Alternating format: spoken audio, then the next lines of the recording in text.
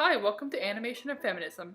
This is a channel where we compare two animated movies within a decade and their influence on a young female audience, based on use of female characters and the message the movie portrays.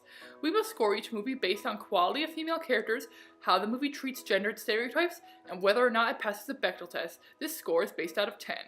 What is the Bechdel test, you may ask? Well, a quick rundown for those of you who are unaware.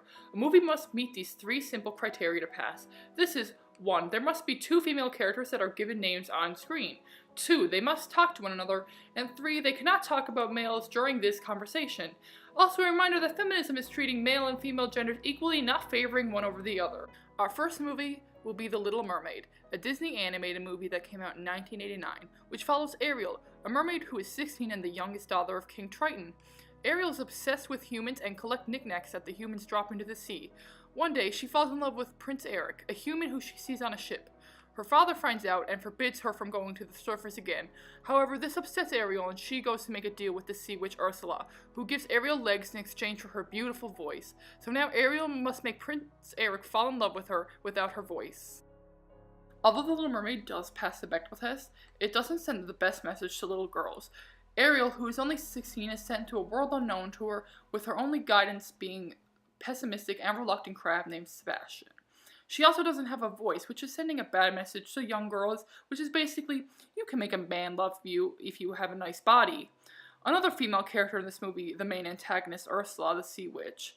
Although it's great to see a female villain, Ursula is unfortunately a lackluster villain who seems thrown in because the movie brushes over Ursula's motives into one line and it's not even explored why she wants to overthrow King Triton. Also, the fact that King Triton completely dismisses everything Ariel says to him, and his only response to her is usually yelling, and although he changes his mind at the end of the movie, this is not an ideal thing for young girls to see, as it gives the impression that you have to go behind your parents' back to make them understand you better, rather than talking to them openly. Overall, The Little Mermaid gets itself 4 out of 10, because it passes the Bechdel test and has a female lead. But due to Ariel's story being solely about her trying to woo a man with her body and not her brain or her opinions, the movie suffers, and does a bad job at sending young girls a good message.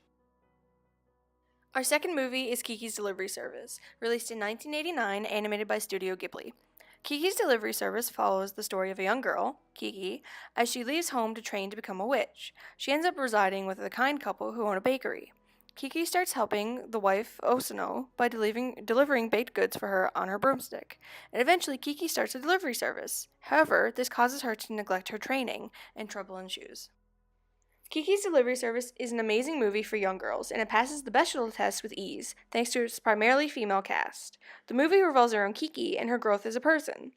There's really no villains per se in the movie, as it is written well enough where the movie doesn't need one to show Kiki's growth as a person, because the most antagonizing force of the movie is Kiki's procrastination.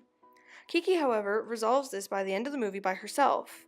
Another main character, Osano, the owner of the bakery, throughout the entire movie she works hard and keeps up with her job even though she is clearly pregnant, which is great. She's a great role model for both kids and Kiki, because even though she's experiencing an impairment, in quotations, that only a woman would be able to experience, she still works to the best of her ability.